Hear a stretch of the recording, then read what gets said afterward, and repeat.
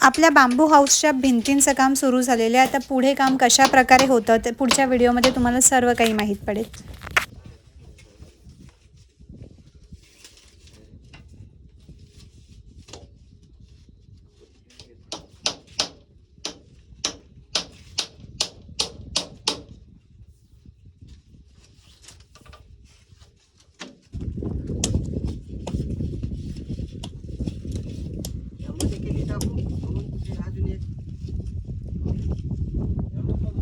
दोनच.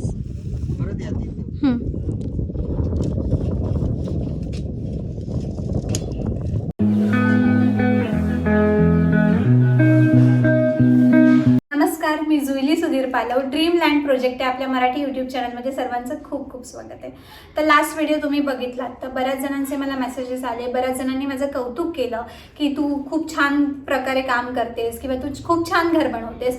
तर मला देखील हे सगळं ऐकून खरंच खूप छान वाटतं की मी जे काही करते, जे काही करायला घेतले त्याबद्दल तुम्ही सर्वजण खरंच खूप छानरित्या मला प्रतिसाद देताय. तर बऱ्याच जणांचे मला असे कमेंट्स होते की तू जरा आम्हाला किती खर्च आला तो सांग, किंवा तू आतापर्यंत यामध्ये किती इन्व्हेस्टमेंट केली असते सांग. तर अजूनपर्यंत घर पूर्ण झालेलं नाहीये, त्यामुळे मी एक्झॅक्ट डिटेलमध्ये तुम्हाला किती खर्च आला हे आता नाही सांगू शकत. पण मला थोडा वेळ द्या, मी थोड्या दिवसामध्ये तुमच्यासाठी एक प्रॉपर व्हिडिओ बनवेन ज्यामध्ये एकूण घराला काय काय सामान लागलं, किती खर्च आला, लेबर कॉस्ट काय होता, या सर्व काही गोष्टी तुम्हाला डिटेलमध्ये एक्झॅक्ट प्राइस सकट आणि मी सामान कुठून घेतलं याच्या सकट तुम्हाला सांगेन.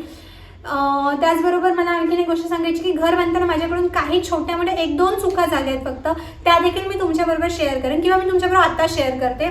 घर बांधायचे मी तुम्हाला घराचे ठोंबे दाखवले, म्हणजे एक झाडाचे खोड दाखवली जे आपण लावले. तिथे चुकलं काही ना, जे एंट्रन्सचा दरवाजा आहे किंवा पाठीमागे जायचा दरवाजा आहे तिथे ते झाडाचे खांब न लावता एक तर मी सिमेंट पोल घ्यायला पाहिजे होते किंवा वेल्डरकडनं लोखंडाचे पोल लावून घ्यायला पाहिजे होते. कारण आता असा प्रॉब्लेम झालाय, एकही दरवाजा सेट होत नाहीये घराला आणि त्या व्यतिरिक्त मला तिथे वेल्डरही भेटत नाहीये. त्यामुळे ती एक चूक माझ्याकडनं, एकच चूक माझ्याकडनं ही झाली की मी तो जे एंट्रन्सचा दरवाजा आणि बॅक साईडचा दरवाजा आहे तिथे मी सिमेंटचे किंवा लोखंडाचे पोल लावून घ्यायला पाहिजे होते, जेणेकरून ते एक्झॅक्ट मला मेजरमेंट मिळालं असतं की 3x7चा किंवा 4x7चा किंवा 2.5x7चा वॉट एव्हर जो पण आहे तो प्रॉपर दरवाजा मला बनवून मिळाला असता. पण आता मला दरवाजा बनवून मिळत नाहीये, नाही मला तिथे वेल्डर मिळते. त्यामुळे आता ते दरवाजाचं काम माझं अडलंय. आता तात्पुरतं तर मी काकांना त्या सांगितलंय की बांबूचाच दरवाजा तुम्ही बनवून घ्या, कारण की आता मला दरवाजे भेटत नाहीये, पण तात्पुरता तर मला दरवाजाची आवश्यकता आहे, म्हणून तुम्ही बांबूचेच दरवाजे बनवा. त्याचबरोबर आपण बांबू हाऊसचं मी तुम्हाला सांगेन तर बघा, मला माझं लो कॉस्ट घर बांधायचं होतं, कारण माझा बजेटही तेवढा हाय नव्हता. कारण तुम्ही बघताय की एवढं सगळं एकत्र करणं काही शक्य नसतं. त्यामुळे मी लो बजेटमध्ये घर बांधायचं, प्लस इको फ्रेंडली घर बांधायचं, त्याचबरोबर लहानपणीच्या आठवणी देखील जिवंत ठेवायच्या. त्यामुळे बांबू हाऊस बनवायचा डिसिजन घेतला. बांबू हाऊसचे फायदे काय काय आहेत ना, एकतर फायदे तर खूप आहेत, प्लस तोटे पण तेवढेच आहेत. जसे की तुम्हाला मेंटेनन्स खूप घ्यावा लागतो याला वाळवी लागण्याचे चान्सेस खूप जास्त असतात. त्यामुळे तुम्हाला वेळोवेळी वाळवी न लागण्यासाठी त्याला औषध मारावं लागतं. त्या व्यतिरिक्त तुम्ही आता जसं की मी बांबू हाऊस बांधलाय तर त्याच्यामध्ये बऱ्याच ठिकाणी छोट्या छोट्या फट्ट्या आहेत, पण आपण तसंच ठेवणार नाही आहोत त्याला. आपण त्याला शेणा मातीने पूर्ण लेपून त्याच्या प्रॉपर भिंती तयार करणार आहोत, जेणेकरून ज्या छोट्या छोट्या गॅप्स आहेत ना त्या गॅप्स पण पूर्णपणे भरून जाणार आहेत. आता पुढे मी तुम्हाला याच व्हिडिओच्या शेवटला आतापर्यंत कुठपर्यंत कन्स्ट्रक्शन आपलं कंप्लीट झालंय ते सर्व काही दाखवते.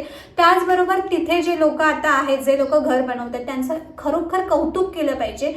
त्यांच्याकडे एवढं शार्प माइंड आणि एवढं सुंदररित्या त्यांना ते बनवता येतं ना, त्यांनी एवढं छान ते बांबू कट करून त्यांना क्लीन करून त्यांना एवढं छान, म्हणजे खरं तर मला एका क्षणी असं वाटलं की यापेक्षा जर आपण विटांचं घर बनवायला घेतलं असतं तर ते लवकर बनलं असतं, कारण त्यामध्ये काही मेहनत नव्हती. वीट घेऊन फक्त मेहनत नव्हती, म्हणजे मला असं म्हणायचं की वीट घेऊन सिमेंट आणि असं लेप लावायचं आणि वीट ठेवायची. पण बांबू हाऊसमध्ये तसं अजिबात नाही आहे. ते बांबूंना एकदा साईजमध्ये कट करून मग त्यांना 3-4 पीसेसमध्ये कट करून मग त्यांना क्लीन करून मग त्यांना प्रॉपरली सेट करून त्यांनी विणलंय.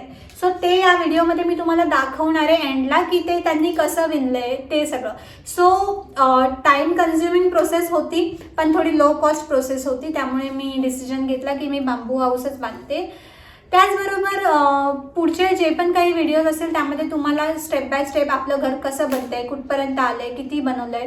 आणि मी एक पूर्ण फक्त एक खोली बनवली आहे, म्हणजे मी मध्ये पार्टिशन वगैरे काही एक दिलेलं नाही आहे, कारण मध्ये पार्टिशन वगैरे दिल्यानंतर आहे ना जागा अशी थोडी अडली जाईल. त्यामुळे मला असं होतं की मी पार्टिशन वगैरे दिलं नाही आहे. हॉलमध्येच एका साईडला किचन आहे आणि हॉलमध्ये एंडला एक साईडला आहे आपलं, मी तुम्हाला व्हिडिओमध्ये दाखवलं नाही, एक साईडला आहे टॉयलेट बाथरूम आणि एक साईडला आहे पाठीमागची चुलीचा एरिया. सो असं ओव्हरऑल आपलं घर आहे.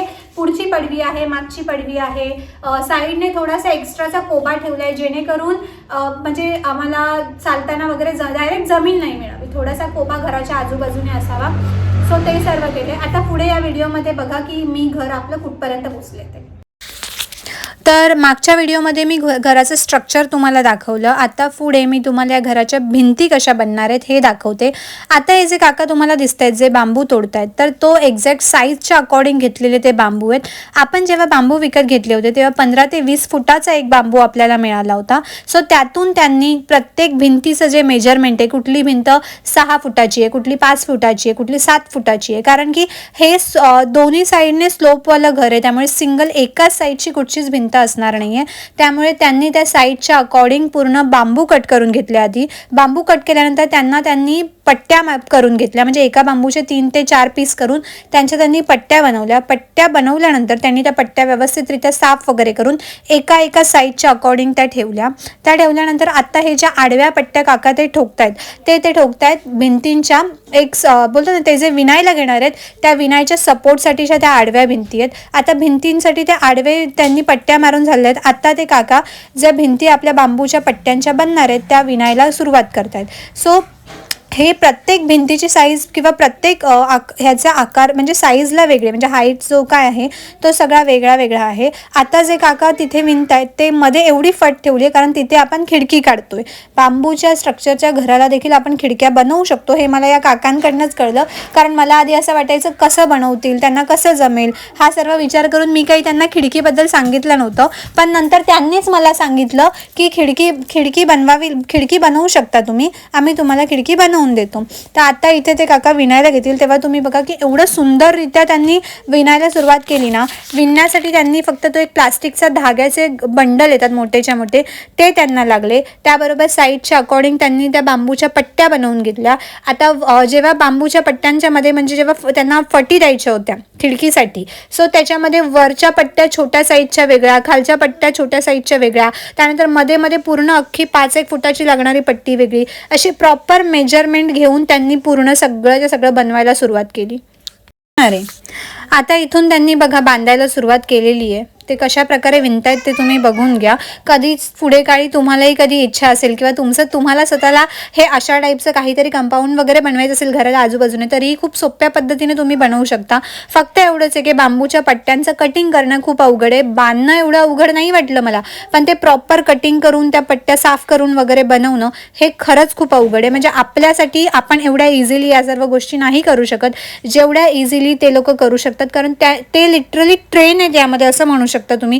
कारण त्यांना कुठचीच गोष्टीमध्ये त्यामध्ये अडचण नाही आली. त्यांनी फटाफट नवीन आयडिया काढून एक्झॅक्टली कसं मेजरमेंट घ्यायचंय सगळं काही माझ्या समोर, आणि मी लिटरली शॉक होते की आपण आपल्याला वेल एज्युकेटेड बोलतो किंवा काहीही बोलतो, पण यांच्याकडे ज्या लेवलचं नॉलेज आहे ना ते नॉलेज येण्यासाठी ना वेळ द्यावा लागतो किंवा अनुभव लागतात, तेव्हा जाऊन हे अशा प्रकारचं नॉलेज येतं. So hats off. म्हणजे मला तरी फार आवडलं. एवढं काही फार त्यांनी पैसे पण माझ्याकडनं चार्ज नाही केलेत, म्हणजे त्यांची मजुरी देखील एवढी काही नाही आहे. एवढे कमी पैसे घेऊन ते एवढं चांगलं काम करतात, पाहून मला खरंच खूप कौतुक वाटलं. तर आजच्या व्हिडिओमध्ये मी तुम्हाला इथपर्यंतच दाखवते. ह्या भिंती त्यांनी विणायला घेतल्यात. हे बघा, लास्टपर्यंत मी तिथे नव्हते, जिथपर्यंत मी होते तिथपर्यंत जेवढं काम झालं होतं तेवढा व्हिडिओ मी शूट केला आहे. पुढे मी छोट्या व्हिडिओजमध्ये तुम्हाला दाखवेन की घराचं काम कुठपर्यंत आलं, आणि एक्झॅक्ट घराचा जो पूर्ण टूर असेल तो पूर्ण घर बनल्यानंतर मी तुम्हाला देईन. आता सध्या हे जी मध्ये तुम्हाला फटी दिसत आहेत ही आपल्या खिडकीचा पोर्शन आहे, जो त्यांनी खूप सुंदररित्या बनवायला घेतला. आणि तुम्हाला हे माझं घर कसं वाटतं हे मला कमेंट करून नक्कीच सांगा, कारण तुमचीही खरंच इच्छा असेल असं काही बनवायची तर मला तेही सांगा. तुम्हाला जर बदलापूरच्या आसपास तुम्ही कुठे असाल राहायला किंवा कर्जतपर्यंत वगैरे कुठे असाल आणि तुम्हाला या लोकांची गरज पडत असेल तुमच्या कामासाठी, तरीही मला सांगा. मी यांचे कॉन्टॅक्ट डिटेल्स पण तुम्हाला देईन, कारण त्यांना देखील जर माझ्यामुळे आणखीन काम मिळालं तर मला चांगलंच वाटेल. आतापर्यंत तुमचा व्हिडिओ पूर्ण बघून झाला असेल. मी तुम्हाला दाखवलं की घराच्या भिंती त्यांनी कशा बनवायला घेतल्या, कुठपासनं कुठपर्यंत त्यांची प्रोसिजर आली, त्यांनी ते बांबूचे कटिंग कसे केले, कटिंग केल्यानंतर त्यांना कशा प्रकारे क्लीन केले, क्लीन केल्यानंतर त्यांनी कशा प्रकारे त्याला विणायला घेतलं. सो ती सगळी प्रोसिजर तुम्ही बघितलात. सो त्यामुळे हा व्हिडिओ तुम्हाला कसा वाटला हे कमेंट करून नक्कीच सांगा. त्याचबरोबर शेअरी आहे, मी इथे व्हिडिओ काढायला बसले त्यामुळे तिला थोडी एक्साइटमेंट जास्त आहे. सो आजचा व्हिडिओ तुम्हाला कसा वाटला हे मला कमेंट करून सांगा. त्याचबरोबर व्हिडिओ आवडला असेल तर लाईक करा, शेअर करा, सबस्क्राईब करा आणि बेल आयकॉन प्रेस करायला विसरू नका. धन्यवाद.